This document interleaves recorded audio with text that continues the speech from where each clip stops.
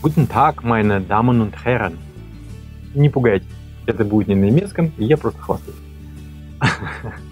Значит, сегодня я расскажу вам историю о создании маленькой, но очень интересной штучки, которая, я полагаю, будет востребована многими пользователями PCP-изделий и не только EDGAN. Но об этом чуть позже. Не буду тянуть кота за Фаберже и сразу скажу, что речь идет о манометре. И, как вы знаете, мы использовали манометры Вика в течение многих лет. Я считаю, что по форм-фактору и качеству это были одни из лучших манометров. Заметили, что я сказал «были»? И меня, в общем-то, все устраивало, за исключением нескольких вещей. Первое – это точность. При таком маленьком размере и механике точность составляла желать лучшего. Второе – стоимость. Достаточно недешевая вещь была для такой точности, и она, в общем-то, такая хрупкая, ударов не любит и прочее разное. Третье – это сроки изготовления. Немцы вообще в последнее время что-то стали очень тянуть со сроками. Я про стволы даже боюсь говорить, потому что не до года доходит. Ну и четвертое – несовременно, не актуально в наш век высоких технологий, хай-тека, гаджетов и прочей такой вот журналистики. Пользоваться механикой, сказал я, поправляя механические часы, не камильфо. И поэтому мы решили, что нам нужен свой манометр. Толчком к этому послужило то, что я отказался от Вики, там возникли определенные проблемы, и я стал делать свои манометры в Китае. Вернее, как свои манометры. Все прекрасно понимают, взрослые мальчики и девочки, о том, что это были китайские манометры, на которые лепил свой лейбл. И если, например, у Вики был процент брака 1,2, то у китайских манометров был процент брака 5-7, что меня еще больше расстроило, с учетом еще худшего качества по точности измерений. И это послужило дополнительным пинком для того, чтобы мы форсировали разработку нашего собственного манометра. И мы его сделали. И сейчас я вам его покажу. Мы сделали электронный манометр, хотя я бы не стал его называть манометром, и более того, в инструкции он так и называется – цифровой измерительный комплекс, в связи с тем, что мы впихнули туда достаточно много функций, которые завязаны на измерении давления, но дают большую возможность для пользователя. Но об этом чуть позже. И так как мы манометр, для краткости буду называть его так, сделали в форм-факторе Вики, для того, чтобы и те пользователи нашей продукции, которые уже имеют наши винтовки, могли приобщиться к новым технологиям, купив его и поставив, что очень просто делается. И для пользователей продукции других брендов, на которых стоят аналогичные манометры, они точно так же могут их купить, поставить. Я знаю, например, там читал на каком-то англоязычном форуме, что вроде бы на FX ставят. Вот. И, соответственно, люди, которые будут получать манометры просто как в виде покупки, будут получать вот в такой упаковке. Кстати, заметьте, вот QR-код, чтобы идти, так сказать, в ногу с современными технологиями, со временем, я отказался от бумажных инструкций, и теперь на нашей продукции будет просто QR-код, наведя на который свой смартфон, вы тут же получаете доступ к инструкции. И для меня это гораздо удобнее, потому что я не заморачиваюсь типографией, я могу оперативно носить изменения в инструкции на основании каких-то новых данных. Ну и для вас тоже хорошо. Вы ее никогда не потеряете, потому что она у вас либо в памяти телефона останется, либо вы можете зайти на сайт и всегда эту инструкцию посмотреть. И сейчас я открою коробочку и покажу вам, как все это выглядит. Манометр мы построили на базе микроконтроллера от Texas Instrumentos. Более подробную информацию о микроконтроллере вы сможете найти в инструкции. Датчиком давления, для датчика давления мы используем датчик давления производства швейцарской фирмы Metalux. И экран у нас OLED-дисплей с разрешением 64/32 точки, производства WinStar. Все это делается в России. Разработка печатной платы, логики работы, программное обеспечение и само изготовление печатных плат, все делается в России. То есть мы просто закупаем компоненты за рубежом, к сожалению, в России они не делаются. Но мы смело можем сказать, что это разработка российская. Полностью наша, никакой Китая, ничего. Более того, я могу спорить, что если кто-то начнет опять верещать о том, что Эдик там что-то китайское взял, прилепил свой лейбл, найдите мне такой манометр в Китае, 1000 евро сразу отдам. Вот купить его в Китае в течение месяца после того, как вы увидите этот анонс. Ну, хорошая сумма, хорошая сделка. А не найдете, тогда вам придется признаться, что да, это русская разработка. Для питания манометра мы используем стандартную батарейку 2032. А более подробный расчет по потреблению будет дан в инструкции. Сейчас могу сказать, что в идеальных условиях рассчитана полностью заряженная батарейка на 7135 включений. У нас точно. Естественно, там будут какие-то погрешности по качеству батарейки. Если вы купите батарейку более дешевого производителя, у нее может быть меньшая емкость, соответственно, меньшее включение. Но, тем не менее, речь идет о 1000 включений. Включение подразумевается, это значит вход включения манометра, его работа в активном режиме и его работа во второй стадии в режиме ожидания. Я чуть позже подробно об этом остановлюсь. То есть в любом случае, даже, я думаю, с учетом перепадов температуры, учетом некачественной батарейки и прочее, то есть речь идет там как минимум о 2-3 тысячах включений, 2-3 тысячах измерений. И примерно зная, сколько вы раз смотрите на манометр, вы можете представить, насколько хватит батарейки. Это, опять же, зависит от настрела. Ну и да, у батарейки есть саморазряд, который равен примерно 1% в год.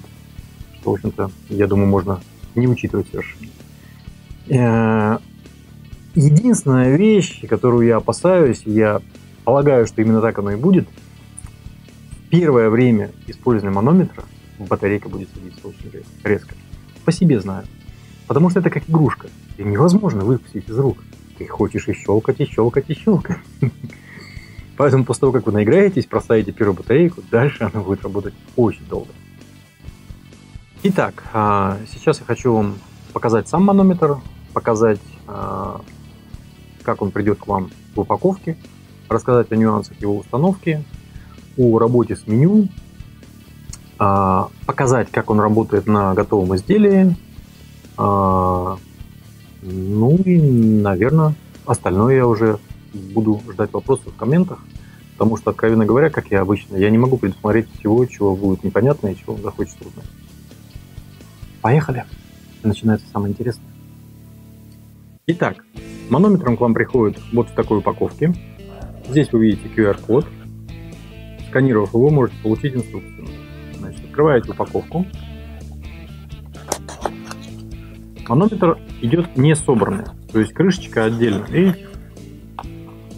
Обратите внимание, что на крышечке снутри приклеена защитная пленка. Точно такая же защитная пленка приклеена на экране манометра. Перед установкой ее нужно будет удалить. Соответственно, вытаскиваете манометр. Вот он у вас готовый. Если вам нужно заменить батарейку, я об этом чуть позже скажу, надо платочку вытащить, и там внутри будет батарейка. Так как упаковка пенопластовая, то здесь может быть крупинки пенопласта из-за статического электричества. Продуйте перед установкой. Ну и вот вы видите плату. То есть вот эта кнопка рабочая, она нажимается через крышку. Вот манометр включается. Перещелкиваются пункты меню. Ну, по меню я вам чуть подробнее расскажу. Поставка осуществляется с крышкой не установлена манометр. Зачем это сделано? Мы не знаем, как по резьбе встанет на ваше изделие манометр. Соответственно, мы предусмотрели возможность поворота вот этой платы относительно корпуса.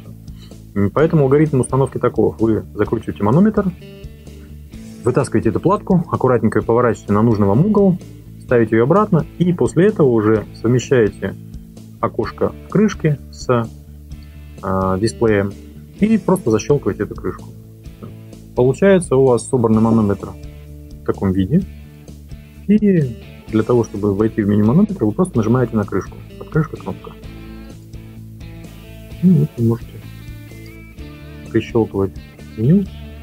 Ну, по меню мы чуть подробнее остановимся несколько позже. Теперь еще сама плата. Она имеет вот такой вид. То есть с обратной стороны у нас стоит холдер для батареи. А с этой стороны у вас уже непосредственно сама плата. То есть, смотрите, Вытащим. То есть у вас вот экран, кнопка управления и микроконтроллер, все обвязки вокруг него. Вот эти вот ножки — это для программирования. Я чуть позже расскажу, для чего они могут вам понадобиться. Итак, попробую сейчас показать меню манометра. Не совсем это удобно, потому что это все на камеру и от меня на 180 градусов повернуто. Значит, при нажатии на кнопки выскакивает сначала анимация, и потом тот пункт меню, на котором вы манометр выключили. Я сделал это намеренно для того, чтобы человеку, которому нужен определенный пункт, не нужно было бы при включении каждый раз опять этот пункт искать. Выглядит это таким образом. Включаем, заставка, пункт меню давление. Так как манометр сейчас не подключен, он показывает давление менее 5 бар, и сейчас он уйдет в отключку. Вот, отключился. Но у него есть 3 рабочих режима. Вот сейчас был первый рабочий режим, он длится примерно 15 секунд. В этот рабочий режим идет активная работа экрана, вы видите надписи какие-то на нем. После того, как заставка появилась, манометр выключился. Но он на самом деле не выключился, а ушел во второй режим. Это когда манометр работает, но информация на экране не отображается. Сделано это специально для того, чтобы экономить электроэнергию. И вот в этом режиме он работает еще 40 секунд. Если вы сейчас будете накачивать, стрелять или еще что-то, он автоматически включится и покажет вам данные. И после 40 секунд он переходит в режим сна. И он, то есть, датчик не опрашивается, он не реагирует никаким образом на изменение давления. То есть это режим сна. Сделано это, опять же, для экономии электроэнергии. Сейчас я по пунктам меню пройду. Что у нас есть? Включаем. Меню давления. Меню количества выстрелов. Статистики. Меню расход на последний выстрел. Не было. Меню статистики. Опять видите, почерк, потому что не было ничего еще. И меню настройки. Это P минимум, то есть на минимальное давление, на которое настроен редуктор. Сейчас по каждому отдельному пункту меню пройдемся и посмотрим, что они из себя представляют. Значит, логика работы меню следующая. Она действует на все пункты меню, кроме меню настройки, о котором будет отдельная речь. Значит, когда вы видите пункт меню и ничего не делаете, следующий показ идет значение этого пункта меню. И если вы в момент показа значения нажимаете и удерживаете кнопку, то вы меняете единицы. Ну, вот покажу на примере давления. Вот мы входим в манометр, давление показывает значение. Вот смотрите. Сейчас. Неудобно так делать. В момент показа значения я удерживаю кнопку и держу ее. Видите? Меняется единица измерения с бара на PCI. То есть каждый может оставить то, что ему удобно. Вот. Меньше 80 PCI. То есть манометр не подключен, либо давления нету, и он показывает вам значение менее 5 бар или менее 80 PCI. Соответственно, это вам сигнал о том, что давления нет, манометр ничего делать не будет. Сейчас мы вернем его обратно в бары. Вот это пункт меню давления. Следующий пункт меню. Следующий пункт меню – количество выстрелов. Значит, вот он. У нас стоит знак восклицательный, что означает, что давление стало меньше порогового. Пороговый у нас стоит 120. И, соответственно, он не будет читать количество выстрелов. Я вам на монтировке покажу потом, как это происходит. То есть, если у вас давление выше давления порогового, которое установлено, то манометр в этом пункте меню показывать вам будет не давление, а показывать вам будет количество выстрелов, которые остались на основании статистики, которую он набирает, когда вы стреляете с вашей винтовки. Именно поэтому очень важно правильно набирать эту статистику, и я, когда буду показывать на винтовке, я вам объясню, как это делать.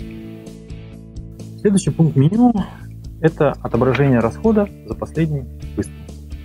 То есть вы стреляете, у вас есть какой-то расход, и если вы оставляете винтовку на этом пункте меню, то у вас при выстреле будет показывать просто расход в барах или в PCI, в зависимости от того, какую единицу вы настроили, на каждый выстрел. Следующее меню – это статистика. Ваш манометр способен собирать статистику по вашим выстрелам. И в зависимости от того, что вы хотите, вы можете эту статистику либо получать среднее значение по статистике, либо минимальное значение, либо максимальное. Соответственно, перехода в этот пункт меню переходите сюда. И вот когда у вас здесь, видите, нажимаете точно так же, меняется минимум, максимум, average. И оставляете на том значении, которое вам нужно. Итак, следующий пункт меню – расход на выстрел.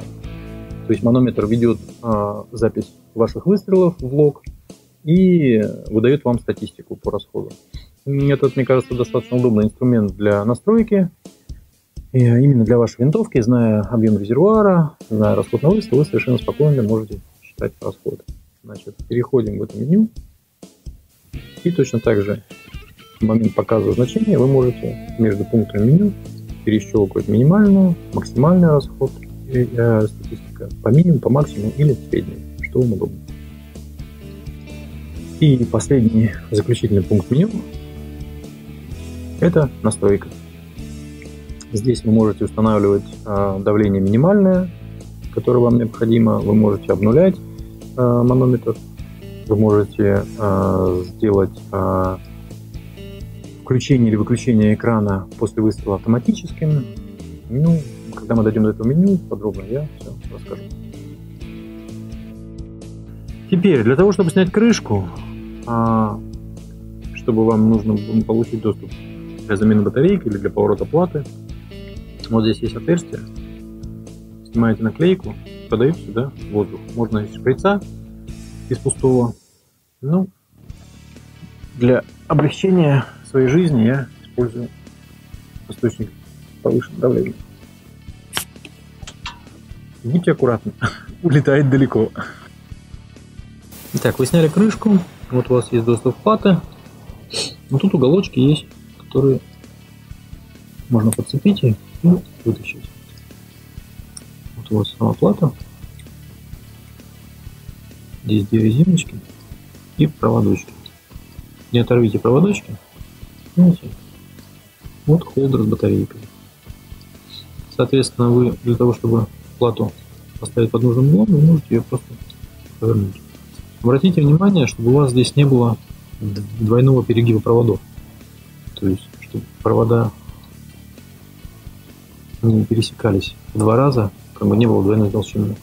После этого плату заводите обратно под нужным вам углом. Вот это ставится. И вот окошечко у вас.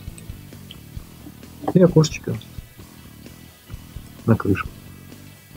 И, соответственно, вы их совмещаете. Крышку просто защелкиваете по краям. Но я сейчас не стал совмещать, потому что мне это не видно. Я вам просто покажу, как защелкивать. Хотя, да, смотрите, у меня все получилось. Даже не глядя. Итак, что мы делаем? Вот у меня стоит манометр налешен. Сейчас мы смотрим, сколько у нас давления. И мы видим 272 бара. Если мы хотим посмотреть давление в PCI, то есть смотрите, включаем пары, при показе давления нажимаем и удерживаем. Переключаем на PCI. Соответственно, 1948 PCI. И опять на бары. Следующий пункт меню – количество выстрелов. У нас 0. Сейчас я сделаю 5 выстрелов и посмотрим, что будет происходить.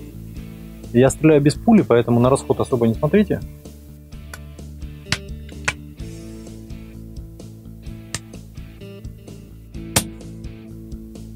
Вот видите, он считает расход. Картинка инвертировалась, он закончил расчет.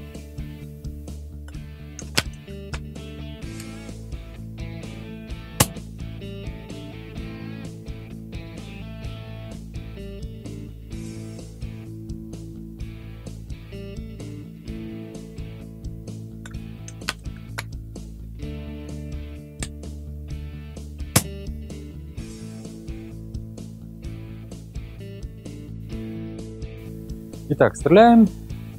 Это 4-й выстрел. Я не буду сейчас ждать, просто настреляю. 5-й выстрел. Теперь что мы... Видите, 19 бар. Значит, что мы сейчас смотрим? Видите, он показывает количество оставшихся выстрелов. То есть он уже набрал какую-то статистику. То есть мы сделали 5 выстрелов, он примерно какой-то расход знает и показывает оставшееся количество выстрелов. То есть если мы сейчас включим манометр, мы опять в этот пункт меню попадаем. Мы можем поменять на максимальное 11.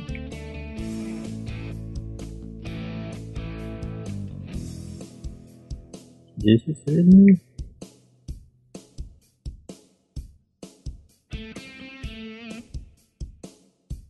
Минимально 10. Поставим средний. Следующий пункт меню. Расход на выстрел. Если мы на этом пункте останемся, вот у нас он показал 10,9 последних выстрелов. И статистика. 10,1 средняя.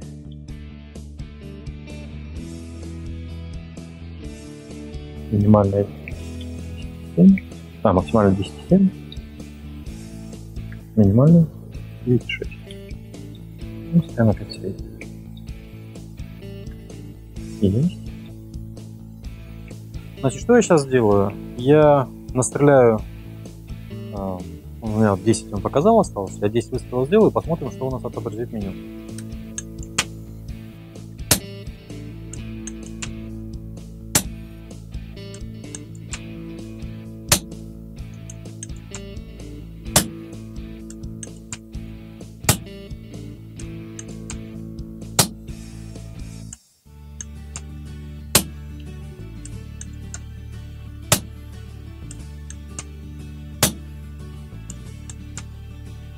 Смотрите, когда я быстро стреляю, манометр не успевает корректно измерять. То есть ему нужно, как вы знаете, да, что в момент выстрела происходит охлаждение резервуара, а в связи с тем, что резервуар интенсивно обменивается теплом с окружающей средой, а сейчас у нас тепло, то он будет нагреваться. И в идеале мы должны сделать таким образом, чтобы температура воздуха в резервуаре была сбалансирована с окружающей средой. Когда мы это не делаем, то есть при быстрой стрельбе, у нас манометр считает расход чуть выше, чем реальный расход. Поэтому вот если мы сейчас посмотрим, сейчас покажем количество выстрелов. 3 выстрела еще, он пересчитал. То есть, видите, это как на путевом компьютере. Ездите в городе, выезжаете на трассу, и он все пересчитывает, потому что расход меньше. Ну, так и здесь. Сейчас еще 3 выстрела сделаем.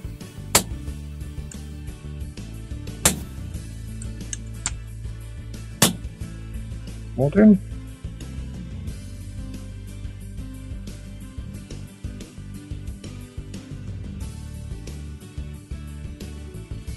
Так.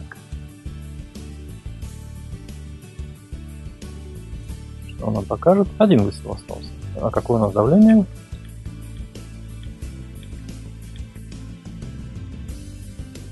Давление 131 бар. У нас по минимуму по умолчанию стоит 120. Делаем еще выстрел. У нас, заметьте, да, что я оставил на давление. И он сейчас показывает не количество оставшихся выстрелов, а после выстрела покажет давление. Посадку по давлению.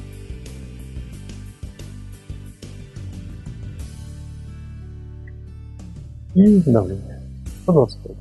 Если мы сейчас переключим на выстрелы, значит еще 0.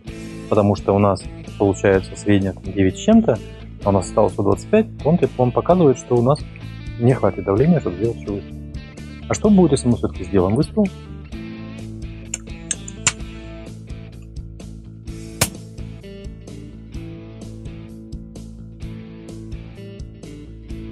Заметьте, чем ниже давление, меньше расход. Сейчас должен показать знак Ай-яй-яй, мы ниже. Ага, видите? А мы возвращаемся к давлению. И он нас показывает ровно 120. И если мы сейчас начнем накачивать, у нас цифры будут расти. Это если мы оставим на давлении, а если мы оставим вот здесь, то у нас будет расти количество выстрелов. Мне кажется, это даже более полезная вещь, чем давление. Ну, давление и давление. А вам же надо знать, сколько реально количество выстрелов осталось. Сейчас я сделаю еще пару выстрелов. Давление у нас упадет ниже, чем 120. Напоминаю, что у нас как P минимум стоит 120. И я покажу, как установить новый P минимум. Для тех, кто хочет 120, кому не устраивает. То есть можно поставить P минимум меньше, можно больше. Главное условие, чтобы у вас стояло нужное давление, которое вы хотите по минимуму поставить в резервуаре. Вот у нас сейчас здесь 100. Отлично. Значит, я хочу поставить 100 как P минимум. Соответственно, манометр у меня будет считать всю статистику как для 100 атмосфер. Что мы делаем для установки P минимум? Входим в меню, прощелкиваемся до меню настройки, нажимаем P минимум. Так, мне не видно сейчас. P минимум стоит 120.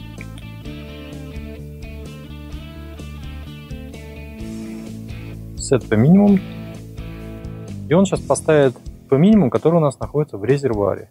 Окей, смотрим, какой у нас P минимум поставился.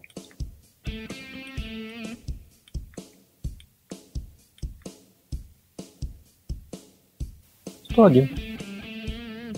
Если вы хотите поставить 130, значит, соответственно, у вас в резервуаре должно быть 130. Хотите поставить 80, значит, в резервуаре должно быть 80. Но статистику, если вы помните, мы считали, исходя из того, что у нас по минимуму стояло 120. Вы изменили настройки. Вы изменили настройки манометра. То же самое произойдет, если вы измените настройки винтовки. В любом случае, когда вы делаете какие-то изменения настройки, крайне рекомендую сбросить статистику на 0, для того, чтобы у вас она опять считалась корректно. Значит, мы входим опять в режим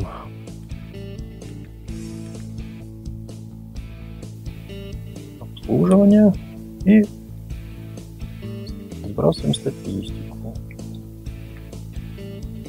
Ждем.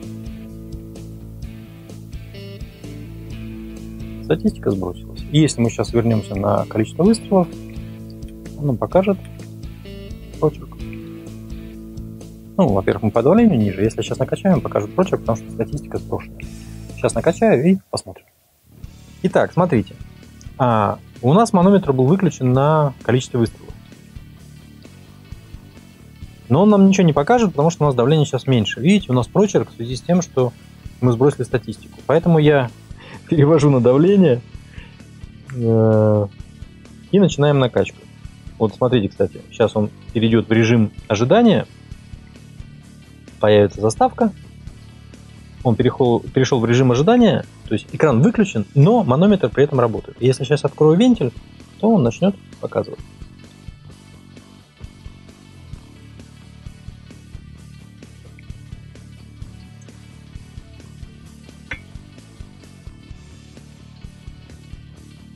Пошел рост давления.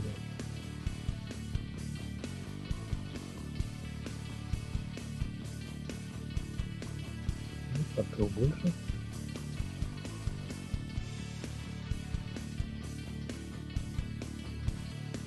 Не знаю, сколько у меня баллоний. Ну, судя по всему. Вот рекомендую вам дождаться, пока стабилизируется давление. В инструкции подробно про это написано и объяснено. Я накачал резервуар. У нас показывает давление 223. Количество выстрелов 0, в связи с тем, что мы статистику сбросили. И сейчас я отстреляю 5 выстрелов в быстром темпе. И он пересчитает статистику. В связи с тем, что у нас по минимуму поменялось, у нас должно оставшееся количество выстрелов быть больше показывать.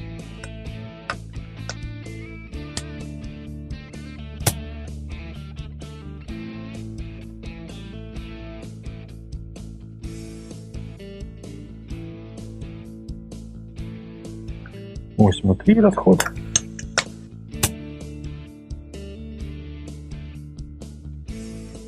— 12. Но сейчас мы сделаем больше выстрелов. Он статистику более точно пересчитает.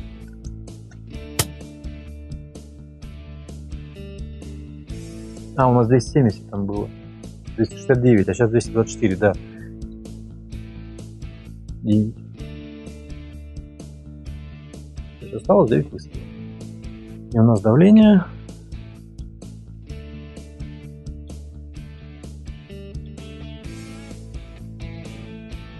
183.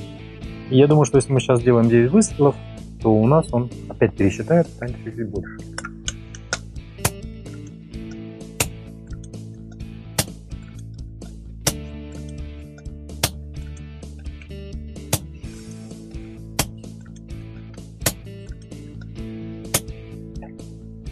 Смотрим, что у нас по давлению. —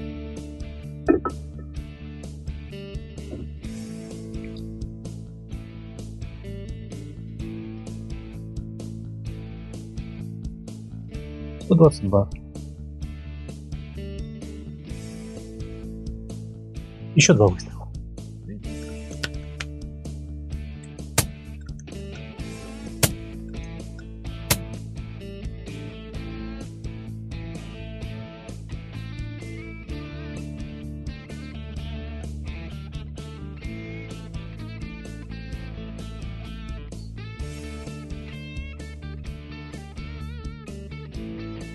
Ноль. Смотрим давление.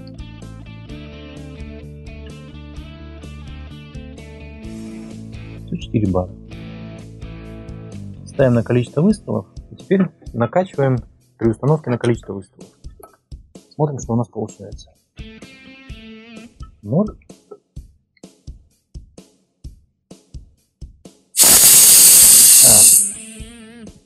Вот видите, давление качается, увеличится количество выстрелов. То есть манометр считает,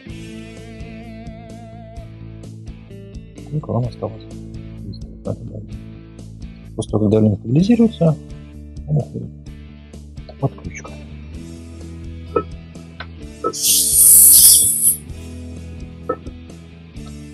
Итак, ну я, скажем так, пробежал по основным функциям. Я на данном этапе, наверное, на этом остановлюсь в связи с тем, что ну, инструкция, во-первых, будет доступна, как я уже сказал, по сканированию QR-кода. А во-вторых, я все-таки жду от вас вопросов, то, чтобы сделать второй фильм, где буду отвечать уже на конкретные вопросы. В связи с тем, что, как и обычно, для меня это все уже тривиально и очевидно. Я не могу даже предугадать, какие могут быть трудности возникнуть у вас с этим. Поэтому жду вопросов. Спасибо.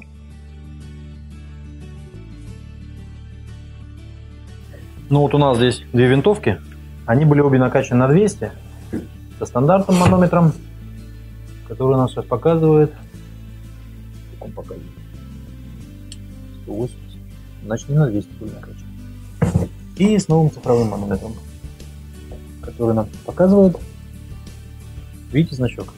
Батарейка села. Не любит батарейка морозов. Но тем не менее манометр рабочий, то есть для датчика никаких проблем нет.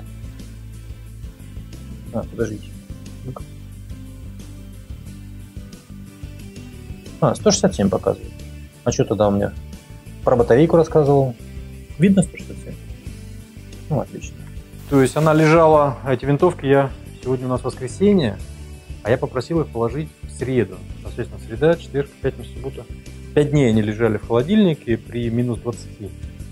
И вот за 5 дней при таком морозе, да, батарейка немножко подсела, но потом заработала, как вы видите. То есть манометр спокойно выдерживает температуру, по крайней мере, компоненты и LCD, и OLED дисплей, и датчик, и контроллер выдерживают температуру от минус 40 до плюс 80. Но все равно, как и PCP не любит холода, я бы не рекомендовал бы вам слишком долго держать ее на морозе. Но для охоты, для ходовых каких-то там вещей без всяких проблем все будет работать. Да?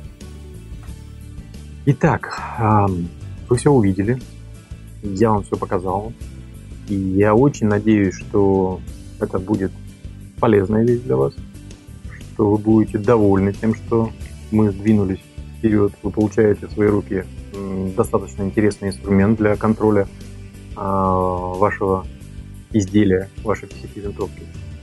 И с помощью этого инструмента сможете ее лучше узнать, лучше настроить. И надеюсь, этот манометр станет де-факто стандартом и планкой, к которой должны стремиться другие производители. И как я уже до этого говорил, никаких проблем нет, я могу продавать манометр другим производителям без всяких ограничений. Единственная вещь, которую не могу изменить при всем желании. При завершении работы манометра, как вы уже видели, выскакивает заставка EDGAN. И особо чувствительные натуры производителей, которые не хотят видеть заставку EDGAN, у меня для вас плохие новости. Только так. Ну, конечно, можно сделать и по-другому, но это будет стоить других денег. Спасибо вам. Всего доброго.